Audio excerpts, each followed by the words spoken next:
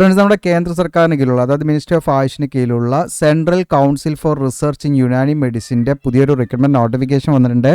Permanent വേക്കൻസിയാണ്. ഇതിലേക്ക് നിങ്ങൾക്ക് LDS, MTS, ഡ്രൈവർ തുടങ്ങിയിട്ടുള്ള വിവിധ നേഴ്സ് തുടങ്ങിയിട്ടുള്ള വിവിധ പോസ്റ്റുകളൊക്കെ വിളിച്ചിട്ടുണ്ട്. Group A, group B, group C 3 കാറ്റഗറിയും വിളിച്ചിട്ടുണ്ട്. നല്ല പ്രൊമോഷൻ സാധ്യതയൊക്കെയുള്ള പോസ്റ്റാണ്. അത്യാവശ്യം നല്ല സാലറിയും കാര്യങ്ങളൊക്കെ ഉണ്ട്. അപ്പോൾ ഇതിലേക്ക് പെർമനൻറ്റ് വേക്കൻസിയിലേക്കാണ് വിളിച്ചിരിക്കുന്നത്. എങ്ങനെയാണ് നമ്മൾ അപ്ലൈ ചെയ്യേണ്ടത്, എങ്ങനെയാണ് ഇതിലേക്കുള്ള സെലക്ഷൻ തുടങ്ങിയിട്ടുള്ള കാര്യങ്ങളെല്ലാം വിശദമാകുന്ന വീഡിയോ ആണ്. നിങ്ങളുടെ കൂട്ടുകാരുടെ മാക്സിമം ഷെയർ ചെയ്ത് കൊടുക്കുക. അപ്പോൾ അത്യാവശ്യം വേക്കൻസിയും കാര്യങ്ങളൊക്കെ ഉണ്ട്. അപ്പോൾ ഇത്തരത്തിലുള്ള ജോബ് അപ്ഡേഷനും കാര്യങ്ങളും ലഭിക്കാനായിട്ട് നമ്മുടെ ചാനലിൽ കയറുക. റീസെൻ്റായി ചെയ്ത വീഡിയോസൊക്കെ നിങ്ങൾക്ക് കാണാൻ പറ്റും. ഇനി അത് മാത്രമല്ല, നിങ്ങൾക്ക് നമ്മുടെ ചാനലിൽ മെമ്പർഷിപ്പ് എടുക്കാം. അതായത് സബ്സ്ക്രൈബ് ബട്ടൻ്റെ സമയത്ത് ജോയിൻ ബട്ടണിലൂടെ നിങ്ങൾക്ക് മെമ്പർഷിപ്പ് എടുത്താൽ മെമ്പേഴ്സ് ഓൺലി വീഡിയോസ് നിങ്ങൾക്ക് കാണാൻ പറ്റും കേട്ടോ. ഓക്കെ, അപ്പോൾ നേരെ നമുക്ക് എന്ത് ചെയ്യാം, ഇതിൻ്റെ ഒഫീഷ്യൽ നോട്ടിഫിക്കേഷൻ നോക്കാം. ഇതാണ് ഒഫീഷ്യൽ നോട്ടിഫിക്കേഷൻ. നിങ്ങളുടെ കാണാൻ central council for research in Unani medicine, ministry of Ayush നിങ്ങളുടെ കാണാൻ പറ്റും. അപ്പോൾ എംപ്ലോയ്മെൻറ്റ് ന്യൂസിൽ വന്ന നോട്ടിഫിക്കേഷനോട് അവർ അറ്റാച്ച് ചെയ്തിട്ടുണ്ട്. അപ്പോൾ അതിൻ്റെ ഡീറ്റെയിൽഡ് നോട്ടിഫിക്കേഷൻ വന്നിട്ടുണ്ട്. ഇതാണ് ഡീറ്റെയിൽഡ് നോട്ടിഫിക്കേഷൻ. നിങ്ങളുടെ കാണാം group B, group A, group C കാറ്റഗറിയാണ് വിളിച്ചിരിക്കുന്നത്. പ്രൊമോഷൻ സാധ്യതയൊക്കെ ഉള്ള പോസ്റ്റുകളാണ്. അപ്പോൾ ഇതിലേക്ക് നിങ്ങൾക്കൂടെ കാണാൻ പറ്റും. ഓൺലൈൻ അപേക്ഷയുടെ സ്റ്റാർട്ടിംഗ് ഡേറ്റ് ജൂലൈ 1 മുതലാണ് സ്റ്റാർട്ട് ചെയ്യുന്നത്. 10 മണിക്ക് അത് സ്റ്റാർട്ട് ചെയ്തിട്ട് നിങ്ങൾക്ക് ജൂലൈ 31 വരെ നിങ്ങൾക്ക് രാത്രി 12 മണി വരെ ഇതിലേക്ക് അപ്ലൈ ചെയ്യാൻ പറ്റും. ഓക്കെ, പിന്നെ നിങ്ങളുടെ അപേക്ഷയിൽ എന്തെങ്കിലും തെറ്റുകൾ വന്നാൽ നിങ്ങൾക്ക് അതിൻ്റെ ഒരു ഫീയോട് കൂടെ നിങ്ങൾക്ക് എന്താണ് മോഡിഫൈ ചെയ്യാൻ പറ്റും, എഡിറ്റ് ചെയ്യാൻ പറ്റും. അതിൻ്റെ ഡേറ്റ് നിങ്ങൾക്ക് ഓഗസ്റ്റ് 3 മുതൽ നിങ്ങൾക്ക് ഓഗസ്റ്റ് 5 വരെ സമയമുണ്ട്. അപ്പോൾ ആ എഡിറ്റ് ചെയ്യുന്നതിന് നമുക്ക് ഓരോ തവണയും 300 രൂപ നമ്മൾ കൊടുക്കേണ്ടി വരും കേട്ടോ. അതുകൊണ്ട് നിങ്ങൾ അപ്ലൈ ചെയ്യുമ്പം വളരെ ശ്രദ്ധിച്ച് പ്രോപ്പറായിട്ട് അപ്ലൈ ചെയ്യുക എന്നുള്ളതാണ്. പിന്നെ നമ്മുടെ കേരളത്തിലൊക്കെ വേക്കൻസി ഉണ്ടെന്നുള്ളതും മറ്റൊരു പ്രത്യേകതയാണ്. ജസ്റ്റ് ഞാൻ കാണിക്കാൻ നിങ്ങൾക്ക് ഇതിൻ്റെ വിവിധ നിങ്ങൾക്കിവിടെ കാണാൻ പറ്റും. ഓക്കെ, വിവിധ ഇൻസ്റ്റിറ്റ്യൂട്ടുകളുണ്ട്. അത് സ്റ്റേറ്റ് വൈസ് നിങ്ങൾക്കിവിടെ കൊടുത്തിട്ടുണ്ട്. അവിടെ കാണാം ആന്ധ്രാപ്രദേശ്, ആസാം, ബീഹാർ, പിന്നെ തമിഴ്നാടൊക്കെ ഉണ്ട് കേട്ടോ. ഓക്കെ, ചെന്നൈ ഒക്കെ ഉണ്ട്. ഇപ്പോൾ കേരള ആണെങ്കിൽ നിങ്ങൾക്കിവിടെ കാണാൻ പറ്റുന്നതാണ് ഇടത്തലാണ്. ഓക്കെ, നിങ്ങൾക്കിവിടെ കാണാൻ പറ്റും. പിന്നെ കണ്ണൂരുണ്ട്. ഓക്കെ, അപ്പോൾ അതിൻ്റെ റിസർച്ച് സെൻറ്ററിൻ്റെ യൂണിറ്റും കാര്യങ്ങളൊക്കെ കൂടെ നമ്മുടെ കേരളത്തിലും ഉണ്ട്. അതുകൊണ്ട് നമുക്ക് കേരളത്തിലും വേക്കൻസി ഉണ്ട്. അതുപോലെ കർണാടക, പിന്നെ തമിഴ്നാട് ഒക്കെ ഉണ്ട് കേട്ടോ. ഓക്കെ, തമിഴ്നാട് നിങ്ങൾക്കിവിടെ കാണാം. ഓക്കെ, ചെന്നൈ ആണ്. അപ്പോൾ ഇവിടെയൊക്കെയുള്ള വേക്കൻസിയാണ്. ഇപ്പോൾ ഇവിടേക്കൊക്കെയുള്ള വേക്കൻസികളാണ് വന്നിരിക്കുന്നത്. അപ്പോൾ നേരെ നമുക്ക് നോട്ടിഫിക്കേഷനിലേക്ക് തന്നെ തിരിച്ചു വരാം. അപ്പോൾ ഇതിലേക്ക് വിളിച്ചിരിക്കുന്ന പോസ്റ്റുകൾ ഏതൊക്കെയാണെന്ന് നോക്കാം. ഇപ്പോൾ ആദ്യം തന്നെ ഗ്രൂപ്പ് C ആണ് നമ്മൾ സ്റ്റാർട്ട് ചെയ്യുന്നത്. കാരണം ഗ്രൂപ്പ് Aയിൽ കുറച്ച് പോസ്റ്റാണ്, അതായത് അതിലേക്ക് എക്സ്പീരിയൻസും മറ്റു മെഡിക്കലുമായി ബന്ധപ്പെട്ടൊക്കെയുള്ള പോസ്റ്റുകളൊക്കെ ഉണ്ട്. നമ്മൾ ഇതിൽ ഗ്രൂപ്പ് C ആണ് നമ്മൾ സ്റ്റാർട്ട് ചെയ്യുന്നത്. ഗ്രൂപ്പ് Cയിൽ ഫസ്റ്റ് കാറ്റഗറി പോസ്റ്റ് MTS ആണ്, മൾട്ടി ടാസ്കിംഗ് സ്റ്റാഫ് എന്ന് പറയുന്ന പോസ്റ്റാണ് ഗ്രൂപ്പ് C. പേ ലെവൽ കാണാൻ 18,000 മുതൽ 56,900 ആണ്. പിന്നെ ഈ MTSൽ തന്നെ മൾട്ടി ടാസ്കിംഗ് സ്റ്റാഫ് പറഞ്ഞാൽ വിവിധ കാറ്റഗറിയിലാണ്. അത് ഈ പറയുന്ന മെസ്സഞ്ചർ, അതുപോലെ തന്നെ നിങ്ങൾക്ക് ഇവിടെ കാണാം വാർഡ് ബോയ്, ഫീമെയിൽ അറ്റൻഡൻറ്റ്, അതുപോലെ ലാബ് അറ്റൻഡൻറ്റ്, ഫാർമസി അറ്റൻഡൻറ്റ് തുടങ്ങിയിട്ടുള്ള കാറ്റഗറിയാണ്. അപ്പോൾ ഇതിലേക്ക് 43 വേക്കൻസി ഉണ്ട്. ജനറൽ 4, SCക്ക് 8, STക്ക് 9, OBCക്ക് 22 വേക്കൻസിയാണ്.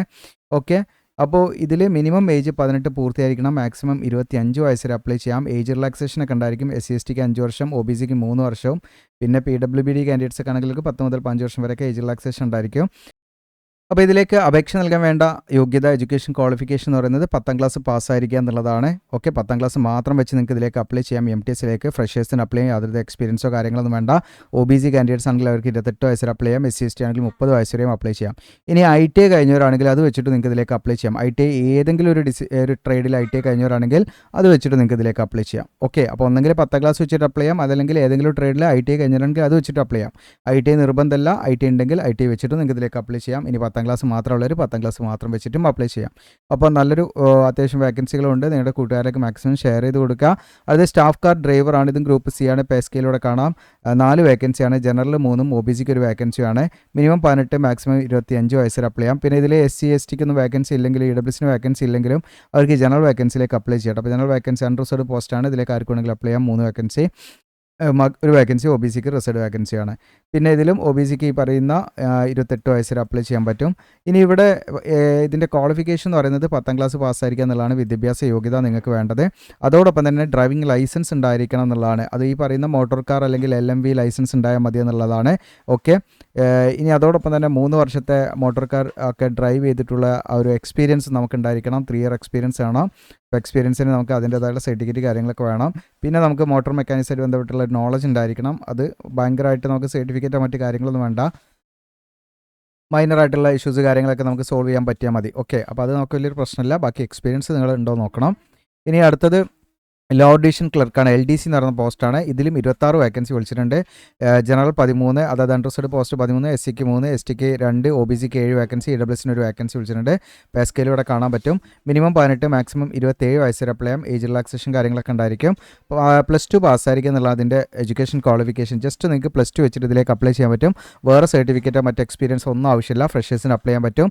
അതോടൊപ്പം തന്നെ ഇതിൽ സ്കിൽ ടെസ്റ്റ് ഉണ്ടാവും. സ്കിൽ ടെസ്റ്റ് നിങ്ങൾക്ക് ടൈപ്പിംഗ് സ്പീഡ് ഈ പറയുന്ന ഇംഗ്ലീഷിൽ 35 വേർഡ് പെർ മിനിറ്റ് എന്നുള്ള രീതിയിൽ നിങ്ങൾക്ക് കമ്പ്യൂട്ടറിൽ ടൈപ്പ് ചെയ്യാൻ അറിഞ്ഞിരിക്കണം. അങ്ങനെ അറിഞ്ഞവർക്ക് മാത്രമേ അത് ക്വാളിഫൈ ചെയ്യാൻ പറ്റുള്ളൂ. അപ്പോൾ അത് നിങ്ങൾ പ്രാക്ടീസ് ചെയ്യേണ്ടി വരും. ഓക്കെ, അതല്ലെങ്കിൽ ഹിന്ദിയിലാണെങ്കിൽ 30 വേർഡ് പെർ മിനിറ്റ് മതി. ഏതെങ്കിലും ഒരു ലാംഗ്വേജ് മതി. ഹിന്ദി ഓർ ഇംഗ്ലീഷ് ആണ്, ഏതെങ്കിലും ഒന്ന് മതി. ഓക്കെ, അപ്പോൾ നിങ്ങൾക്ക് +2 വെച്ചിട്ട് അപ്ലൈ ചെയ്യാൻ പറ്റുന്ന മറ്റൊരു പോസ്റ്റാണ് ഈ പറയുന്ന ലോ ഡിവിഷൻ ക്ലർക്ക് എന്ന് പറയുന്നത്. നിങ്ങൾക്ക് ഇതിലേക്ക് 26 വേക്കൻസി ഉണ്ട്. ഇതിലേക്ക് ടൈപ്പിംഗ് അറിഞ്ഞിരിക്കണം എന്നുള്ളതാണ്. ഇതിൻ്റെ സെലക്ഷൻ്റെ ഭാഗമായിട്ട് ടൈപ്പിംഗ് ടെസ്റ്റ് ഉണ്ടാവും.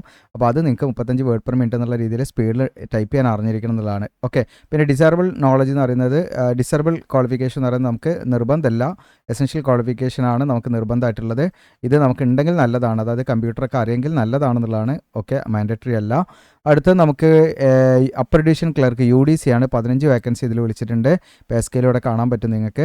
അതോടൊപ്പം SC 1, general 15 vacancy, total 31 vacancy വിളിച്ചിട്ടുണ്ട് കേട്ടോ. ജനറൽ അൺറിസർവ്ഡ് പോസ്റ്റ് തന്നെ 15 ഉണ്ട്. പിന്നെ SC 4, പിന്നെ അതുപോലെ ST 2, OBC 8, EWS കാൻഡിഡേറ്റ്സിന് 2 വേക്കൻസി. ഇങ്ങനെയാണ് വേക്കൻസി വന്നിരിക്കുന്നത്. 18 മിനിമം ഏജ്, മാക്സിമം 27 വയസ്സ് വരെ ഇതിലേക്ക് അപ്ലൈ ചെയ്യാൻ പറ്റും. ഇതിലേക്ക് എസെൻഷ്യൽ ക്വാളിഫിക്കേഷൻ എന്ന് പറയുന്നത് ഏതെങ്കിലും വിഷയത്തിൽ ഡിഗ്രി ഉണ്ടോ നിങ്ങൾക്ക് UDC, അതായത് ഈ പറയുന്ന അപ്പർ ഡിവിഷൻ ക്ലർക്കിലേക്ക് അപ്ലൈ ചെയ്യാൻ പറ്റും. എനി ഗ്രാജുവേഷൻ ഉള്ളവർക്ക്, അതായത് നിങ്ങൾക്ക് ഏതെങ്കിലും ഒരു സബ്ജക്റ്റിൽ ഡിഗ്രി ഉണ്ടോ നിങ്ങൾക്ക് ഇതിലേക്ക് അപ്ലൈ ചെയ്യാൻ പറ്റും. അത് ഇന്ന ഡിഗ്രി വേണമെന്നോ യാതൊരു നിർബന്ധമില്ല. ജസ്റ്റ് ഗ്രാജുവേറ്റ് ആയാൽ മതി നിങ്ങൾക്ക് ഇതിലേക്ക് അപ്ലൈ ചെയ്യാൻ. ഓക്കെ, കമ്പ്യൂട്ടറിൽ നോളജ് ഉണ്ട്, അത് നല്ലതാണ്, നിർബന്ധമൊന്നുമില്ല. ഓക്കെ, ഡിസൈറബിൾ ആണ്.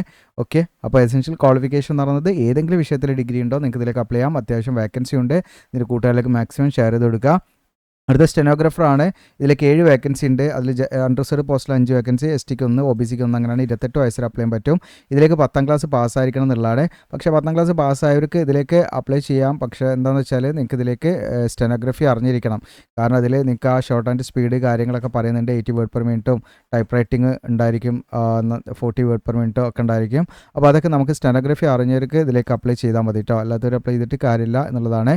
പിന്നെ വർക്കിംഗ് നോളജ് ഉണ്ടായിരിക്കണം എന്നുള്ള കാര്യങ്ങളുമാണ്. പിന്നെ അടുത്ത് വിളിച്ചിരിക്കുന്നത് കോമ്പൗണ്ടറാണ്. ഇതിലേക്ക് നിങ്ങൾക്ക് 3 വേക്കൻസിയാണ് വന്നിരിക്കുന്നത്. SC 1, OBC 2 vacancy. ജനറൽ കാൻഡിഡേറ്റ്സിന് ഇതിലേക്ക് അപ്ലൈ ചെയ്യാൻ പറ്റില്ല. SCക്കോ അല്ലെങ്കിൽ OBCക്കോ അപ്ലൈ ചെയ്യാൻ പറ്റുള്ളൂ. 28 വയസ്സിൽ അപ്ലൈ ചെയ്യാൻ പറ്റും.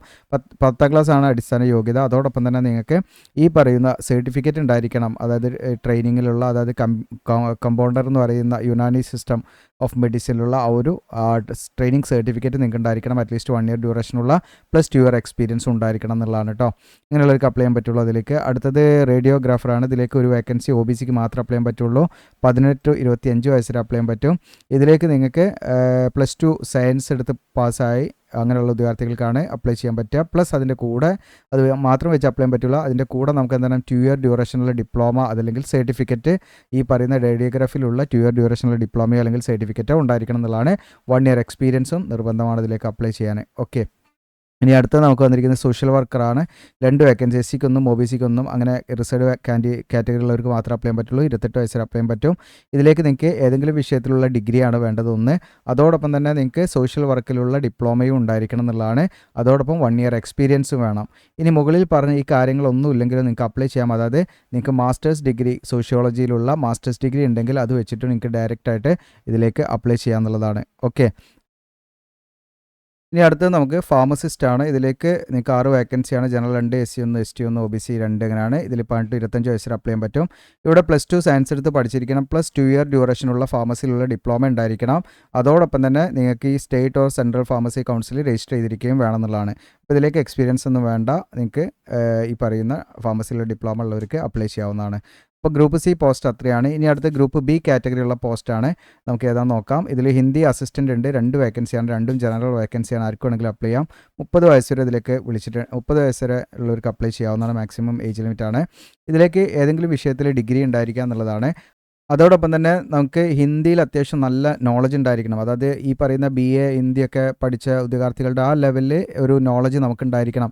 BA എക്സാമിനേഷൻ്റെ ഒക്കെ ഒരു ലെവലിൽ നമുക്കെന്താണ് നോളജ് ഉണ്ടായിരിക്കണം എന്നുള്ളതാണ് ഹിന്ദിയിൽ കേട്ടോ. BA ഹിന്ദി വേണം നിർബന്ധമല്ല, ജസ്റ്റ് ഏതെങ്കിലും വിഷയത്തിൽ ഡിഗ്രി മതി, പക്ഷേ ഹിന്ദിയിൽ നല്ല നോളജ് ഉണ്ടായിരിക്കണം. അതോടൊപ്പം തന്നെ നിങ്ങൾക്ക് ട്രാൻസ്ലേറ്റ് ചെയ്യാനുള്ള എബിലിറ്റി ഉണ്ടായിരിക്കണം, ഇംഗ്ലീഷ് ടു ഹിന്ദിയിലേക്കും ഹിന്ദി ടു ഇംഗ്ലീഷിലേക്കും ഒക്കെ. ഇനി അതല്ലെങ്കിൽ നിങ്ങൾക്ക് പോസ്റ്റ് ഗ്രാജുവേറ്റ് ക്വാളിഫിക്കേഷൻ ഹിന്ദിയിൽ PG ഉള്ളവർക്ക് അത് വെച്ചിട്ട് നിങ്ങൾക്ക് ഇതിലേക്ക് അപ്ലൈ ചെയ്യാം. അപ്പോൾ മുകളിൽ പറഞ്ഞ ഈ പറയുന്ന എയും ബിയും നിങ്ങൾക്ക് എയും ബിയും സിയും ഉണ്ടെങ്കിൽ അത് വെച്ചിട്ട് അപ്ലൈ ചെയ്യാം. അതായത് ഇയാൾ പറഞ്ഞ ക്വാളിഫിക്കേഷൻ ഏതെങ്കിലും ഡിഗ്രി, അതല്ലെങ്കിൽ അതോടൊപ്പം തന്നെ നല്ല നോളജ് ഹിന്ദിയിലുള്ള, അതോടൊപ്പം തന്നെ ട്രാൻസ്ലേറ്റ് ചെയ്യാനുള്ള എബിലിറ്റി, ഈ 3 കാര്യങ്ങളും ഉണ്ടെങ്കിൽ നിങ്ങൾക്ക് ഇതിലേക്ക് അപ്ലൈ ചെയ്യാം. ഇനി അതല്ലെങ്കിൽ ഹിന്ദിയിൽ PG ഉള്ളവർക്ക് അത് വെച്ചിട്ട് ഇതിലേക്ക് അപ്ലൈ ചെയ്യാൻ, ട്രാൻസ്ലേറ്റ് ചെയ്യാൻ പറ്റണം എന്നുള്ളതാണ് കേട്ടോ. ഓക്കെ, എക്സ്പീരിയൻസ് ഒന്നും വേണ്ട.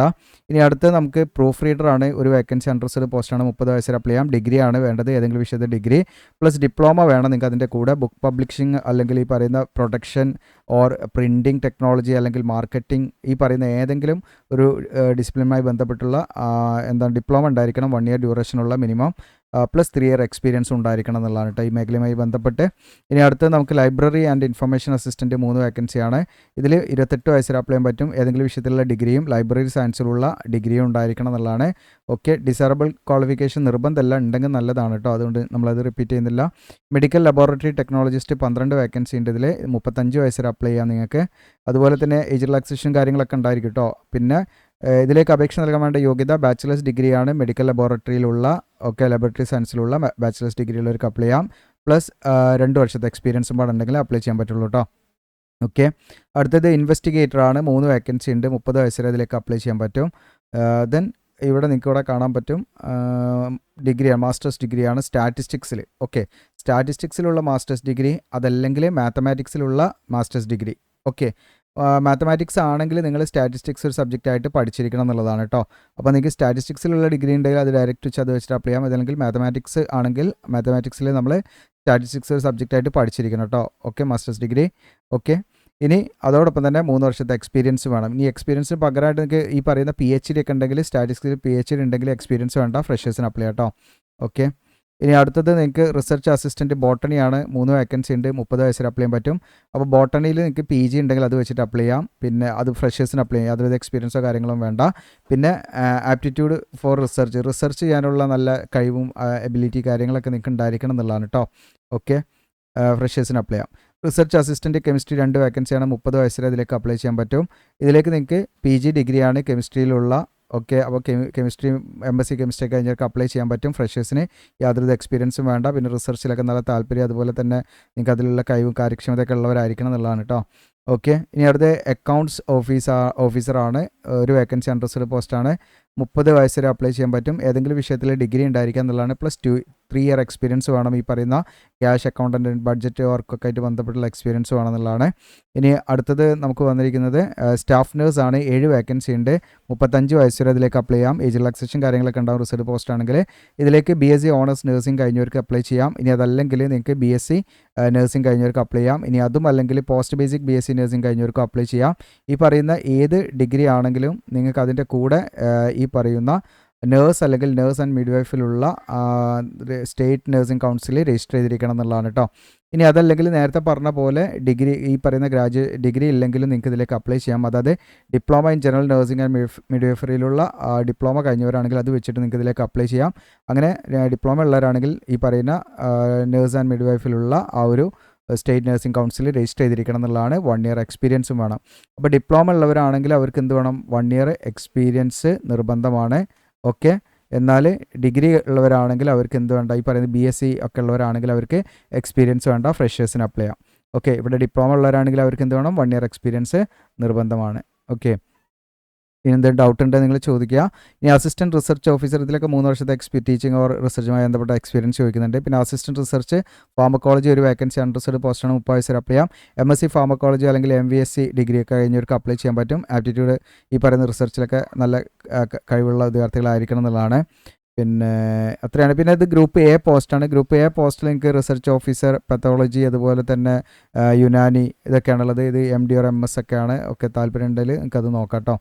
ഓക്കെ, അപ്പോൾ ഇത്രയാണ് ഇതിൻ്റെ വേക്കൻസി ഡീറ്റെയിൽസ്. ഇനി അടുത്ത് നമ്മൾ നോക്കുന്നത് ഇതിലേക്ക് മറ്റു കാര്യങ്ങൾ എന്തൊക്കെയാണെന്നുള്ളത് നമുക്ക് നോക്കാം. ഇതിലേക്ക് എക്സാം കാര്യങ്ങളൊക്കെ ഉണ്ടാവും. അപ്പോൾ UDC അപ്പർ ഡിവിഷൻ ക്ലർക്കിലേക്കാണെങ്കിൽ ഓൺലൈൻ കമ്പ്യൂട്ടർ ബേസ്ഡ് എക്സാം മാത്രമാണ് ഉണ്ടാവുക. പിന്നെ ടൈപ്പിംഗ് ടെസ്റ്റോ മറ്റ് സ്കിൽ ടെസ്റ്റോ ഒന്നും അതിൽ വരുന്നില്ല. എങ്കിലും ടൈപ്പിംഗ് ഒക്കെ അറിഞ്ഞിരിക്കണം നിങ്ങൾക്ക്. അതുപോലെ തന്നെ ലോ ഡിവിഷൻ ക്ലർക്കാണെങ്കിൽ അവർക്ക് കമ്പ്യൂട്ടർ ബേസ്ഡ് ടെസ്റ്റും ടൈപ്പിംഗ് ടെസ്റ്റും ഉണ്ടായിരിക്കും കേട്ടോ. LDC ആണെങ്കിൽ പിന്നെ അങ്ങനെ അതിൻ്റെ സ്കിൽ ടെസ്റ്റ് കാര്യങ്ങളുടെ ഡീറ്റെയിൽസും കാര്യങ്ങളൊക്കെ ഇതിൽ കൊടുത്തിട്ടുണ്ട്. പിന്നെ അതോടൊപ്പം തന്നെ എക്സാമിനേഷൻ്റെ സ്കീം കാര്യങ്ങൾ ഇതിൽ കൊടുത്തിട്ടുണ്ട്. ജസ്റ്റ് ഞാൻ കാണിക്കാം. ഓക്കെ, ഓരോന്നിൻ്റെയും സിലബസും കാര്യങ്ങളും ഒക്കെ ഇതിലുണ്ട്. അപ്പോൾ ഇതിനെ നോക്കിയിട്ട് നിങ്ങൾക്ക് പ്രിപ്പയർ ചെയ്യാവുന്നതാണ്. താഴോട്ട് സ്ക്രോൾ ഡൗൺ ചെയ്യുക. അപ്പോൾ സെലക്ഷൻ പ്രൊസീജിയറിൽ ഗ്രൂപ്പ് എ ഒക്കെ പോസ്റ്റ് ആണെങ്കിൽ നിങ്ങൾക്ക് കമ്പ്യൂട്ടർ ബേസ്ഡ് എക്സാമും ഇൻ്റർവ്യൂ ഉണ്ടായിരിക്കും. ഗ്രൂപ്പ് ബിയും സിക്കും നമുക്ക് ഇൻ്റർവ്യൂ ഒന്നും ഉണ്ടായിരിക്കില്ല. ഓക്കെ, അപ്പോൾ ഇതിൽ നിങ്ങൾക്ക് ഇതിൻ്റെ സിലബസ് കാര്യങ്ങളൊക്കെ കൊടുത്തിട്ടുണ്ട് കേട്ടോ. അപ്പോൾ ഈ പറയുന്ന റിസർച്ച് ഓഫീസറാണ് അതിൻ്റെ ഓരോന്നിൻ്റെയും സിലബസും അതിൻ്റെ mark, number of questions, mark ഇതൊക്കെ കൊടുത്തിട്ടുണ്ട്.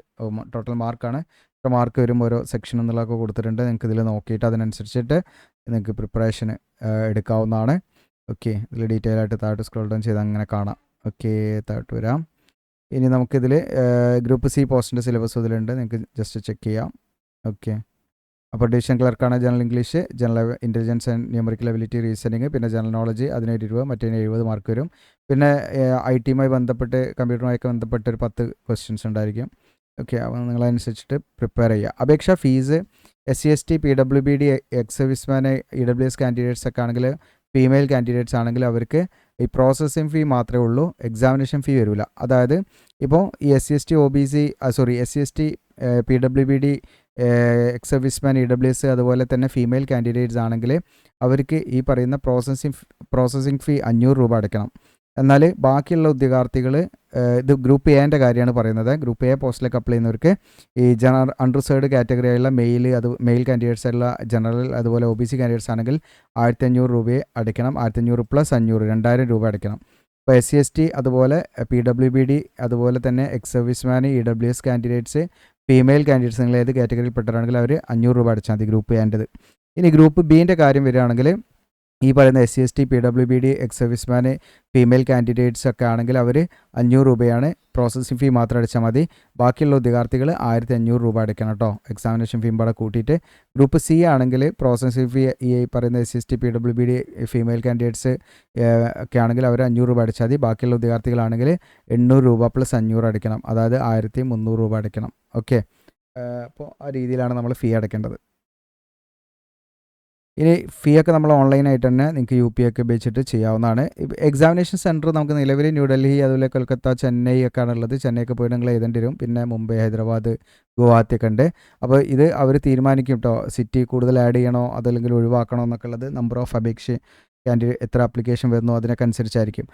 ഓൺലൈനായിട്ടാണ് നമ്മൾ അപ്ലൈ ചെയ്യേണ്ടത്. അപ്പോൾ അപ്ലൈ ചെയ്യുമ്പോൾ നമ്മൾ ഓരോരോ സ്റ്റേജ് ഉണ്ട്, അത് നമ്മൾ കംപ്ലീറ്റ് ഫില്ല് ചെയ്ത് അങ്ങനെ പോകണം. പിന്നെ ഇതിലേക്ക് അപേക്ഷ സമർപ്പിക്കുന്ന സമയത്ത് നമുക്ക് പാസ്പോർട്ട് ഫോട്ടോഗ്രാഫും സിഗ്നേച്ചറും ഒക്കെ നമ്മൾ അപ്ലോഡ് ചെയ്യണം. ഫോട്ടോഗ്രാഫ് ആണെങ്കിൽ ലൈറ്റ് ബാക്ക്ഗ്രൗണ്ട് ആയിരിക്കണം, റീസെൻ്റായിട്ട് എടുത്ത ഫോട്ടോഗ്രാഫ് ആയിരിക്കണം. 50 to 100 KB ഇടയിൽ ഫയൽ സൈസ് വരണം. സിഗ്നേച്ചർ ആണെങ്കിൽ വൈറ്റ് പേപ്പറിൽ ബ്ലാക്ക് ഇങ്ക് പേന കൊണ്ടായിരിക്കണം. 50 to 100 KB ഇടയിലായിരുന്നു ഫയൽ സൈസ്. ഡോക്യുമെൻറ്റ്സ് നമ്മൾ PDF ഒക്കെ ആയിട്ടാണ് അല്ലെങ്കിൽ JPG ആയിട്ടൊക്കെ അയക്കാൻ നിങ്ങൾക്ക് അതിലേക്ക് അപ്ലോഡ് ചെയ്യാം. മറ്റു ഡോക്യുമെൻറ്റ്സ് കാര്യങ്ങളൊക്കെ 100 to 1000 KB ഇടയിലായിരിക്കണം ഫയൽ സൈസ് വരേണ്ടത്. അപ്പോൾ ആ കാര്യങ്ങളൊക്കെ ശ്രദ്ധിക്കാം. പിന്നെ ഒന്നിലധികം അപേക്ഷയൊക്കെ നിങ്ങൾക്ക് വേണമെങ്കിൽ ഇതിലേക്ക് അപ്ലൈ ചെയ്യാൻ നിങ്ങൾ എലിജിബിൾ ആണെങ്കിൽ ഒന്നിലധികം പോസ്റ്റിലേക്കൊക്കെ അപ്ലൈ ചെയ്യാം. പിന്നെ ഇതിൽ എഡിറ്റിങ്ങിൽ നിങ്ങൾക്ക് ചെയ്യാം, എഡിറ്റ് ആ ഒരു ഡേറ്റിൽ. പക്ഷേ അതിൽ 300 രൂപ നമ്മൾ എന്ത് ചെയ്യണം, കൊടുക്കേണ്ടി വരും കേട്ടോ. ഓരോ എഡിറ്റിങ്ങിനും ഓരോ പ്രാവശ്യം എഡിറ്റ് ചെയ്യുന്നതിനും 300 രൂപ കൊടുക്കേണ്ടി വരും. അപ്പോൾ എഡിറ്റും ചെയ്യാതെ തന്നെ പ്രോപ്പറായിട്ട് നിങ്ങളുടെ അപേക്ഷ സബ്മിറ്റ് ചെയ്യുക. വീണ്ടും എഡിറ്റ് ചെയ്യുമ്പോൾ നമുക്ക് സമയവും അവിടെ ക്യാഷും നഷ്ടമാകുന്നുള്ളതാണ്. ഓക്കെ, അപ്പോൾ ആ കാര്യങ്ങളൊക്കെ ശ്രദ്ധിച്ച് നിങ്ങൾ അപ്ലൈ ചെയ്യാന്നുള്ളതാണ്. പിന്നെ SC/ST OBC ഒക്കെ ആണെങ്കിൽ നിങ്ങൾ സെൻട്രൽ ഗവൺമെൻറ് പർപ്പസിന് വേണ്ടി തയ്യാറാക്കിയ കാറ്റഗറി സർട്ടിഫിക്കറ്റ് നിങ്ങളുടെ കയ്യിലുണ്ടായിരിക്കണം, വാലിഡ് ആയിട്ടുള്ള. ഇനി അടുത്ത സ്റ്റെപ്പ് എന്ന് പറയുന്നത് എങ്ങനെയാണ് നമ്മൾ ഇതിലേക്ക് ഓൺലൈനായിട്ട് അപ്ലൈ ചെയ്യേണ്ടതെന്നുള്ളതാണ്. അതിനായിട്ട് നിങ്ങൾ നമ്മുടെ വീഡിയോയുടെ ഡിസ്ക്രിപ്ഷനിൽ അപ്ലൈ ചെയ്യാൻ പറഞ്ഞിട്ട് ലിങ്ക് ഉണ്ടാകും.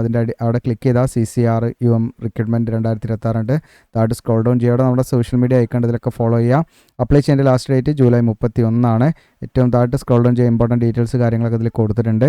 പിന്നെ നമ്മുടെ ഒരു ജോബ് അപ്ഡേഷനുമായി ബന്ധപ്പെട്ട് വാട്സപ്പ് ജോബ് അപ്ഡേഷനുമായിട്ട് ബന്ധപ്പെട്ട ഒരു സംഭവമുണ്ട്. ഇത് ജസ്റ്റ് നിങ്ങൾക്ക് റീഡ് ചെയ്യാൻ താല്പര്യം ഉണ്ടെങ്കിൽ Jio premium WhatsApp job alert പറഞ്ഞിട്ട്, അപ്പോൾ നിങ്ങൾക്ക് 2 ലിങ്ക് കാര്യങ്ങളൊക്കെ കൊടുത്തിട്ടുണ്ട്. താല്പര്യം ഉണ്ടെങ്കിൽ ജോയിൻ ചെയ്യാം.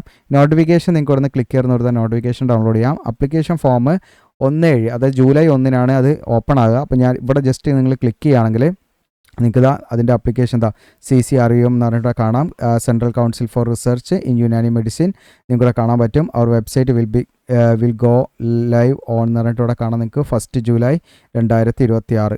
അപ്പോൾ ഇവിടെ ഈ ഒരു ഡേറ്റിലാണ് നമുക്കിതിലേക്ക് ഓൺലൈൻ അപേക്ഷ സ്റ്റാർട്ട് ആകുന്നത്. ജൂലൈ 1 മുതൽ നിങ്ങൾക്ക് എന്ത് ചെയ്യാൻ പറ്റും, നിങ്ങളുടെ ഓൺലൈൻ അപേക്ഷ അപ്ലൈ ചെയ്യാൻ പറ്റും. നമ്മൾ ഓൺലൈനായിട്ട് ചെയ്ത് കൊടുക്കുന്നുണ്ട്. താല്പര്യമുണ്ടെങ്കിൽ നിങ്ങൾക്ക് എന്ത് ചെയ്യാൻ പറ്റും, ഓൺലൈൻ വാട്സപ്പിൽ കോൺടാക്ട് ചെയ്യാം. വാട്സപ്പ് നമ്പർ വീഡിയോയുടെ ഡിസ്ക്രിപ്ഷനിലുണ്ട്. അപ്പോൾ ഇത്രയാണ്. വീഡിയോ ഇഷ്ടപ്പെട്ടാൽ ലൈക്ക് ചെയ്യാനും ഷെയർ ചെയ്യാനും നിങ്ങളുടെ സപ്പോർട്ട് ഓരോ ലൈക്കായിട്ടും തരിക. താങ്ക്